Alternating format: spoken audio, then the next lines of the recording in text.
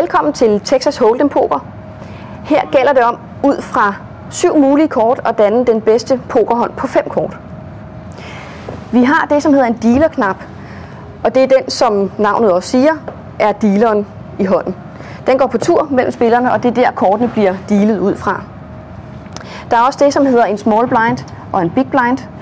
Small blind og big blind er 2 indsatser, som er tvungne, og som bliver lagt fra starten for at få lidt gang i spillet. Det vil sige, at det er garanteret, at der trods alt kommer lidt penge på bordet i en hånd. Small blind og big blind. Small blinden har ikke den helt store betydning, men big blinden er den, som alle indsatser går ud fra i beløb. Men det kommer vi tilbage til. Det starter med, at alle spillere får 2 kort hver, som er skjulte.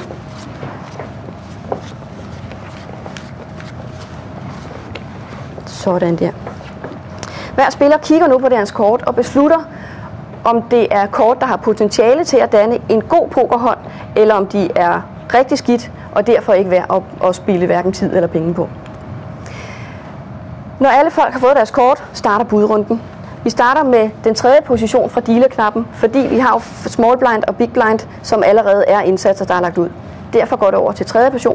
position, som vælger, om de vil enten calle, det vil sige lægge det samme beløb som big blinden, raise, det vil sige lægge et beløb, der er højere, og dermed gøre det dyrere for de andre at være med, eller om de simpelthen vil folde kortene, det vil sige smide dem og ikke være mere med i hånden.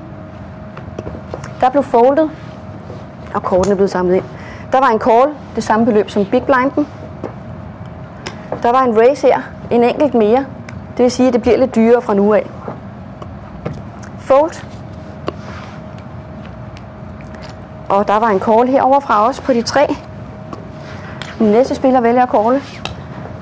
Small blind har selvfølgelig også noget at skulle have sagt, og big blind kan også vælge enten at call eller raise. Der blev called, eller hvad hedder det? Callet der. Den sidste spiller herover har stadig mulighed for, i og med at indsatsen her er lavere, end hvad det koster nu, så spilleren her har muligheden for enten at calle, raise igen, eller bare folde sin kort. Der bliver foldet der. Så er første budrunde slut, og potten bliver samlet ind. Floppet hedder de første 3 kort, som kommer på bordet. De er åbne, og de er fælles for alle spillere. Det vil sige, at nu har alle spillere 5 kort. 3 åbne og 2 lukkede. Vi starter en ny budrunde. Denne gang er det lige til den næste spiller efter knappen, som starter. Der bliver tjekket derovre. Spilleren vælger hverken at smide penge eller at smide sin kort ind, men tjekker for at se, hvad der sker. Der kommer et bud fra den næste spiller, og det kører så videre på tur. En raise herovre fra igen. Det var for meget for denne spiller, så der blev foldet. Der var en call på de 3. En call på de 3 der. Og en call herovre fra os. Der er 4 spillere tilbage efter anden budrunde. Det næste kort, turn, kort nummer 4. Det vil sige, at alle nu har 6 kort i alt. Den 3. budrunde kører. Der blev foldet fra den første spiller. Den næste spiller kommer med et bet. Så er det den 3. spiller herover, som raiser igen. Den sidste spiller i hånden vil ikke være med mere, så der var en fold.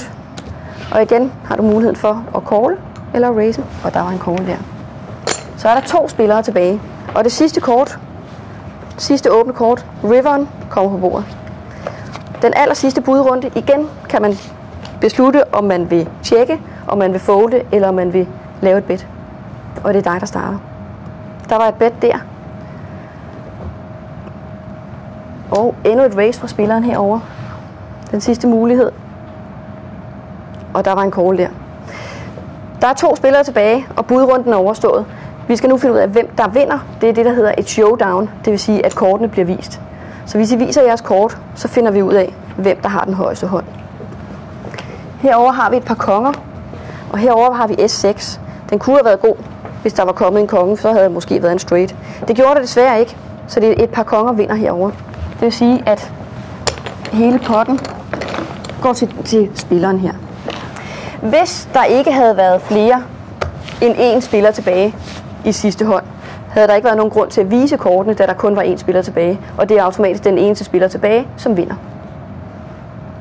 Jeg håber, det giver lidt mening, og held og lykke, forbruger.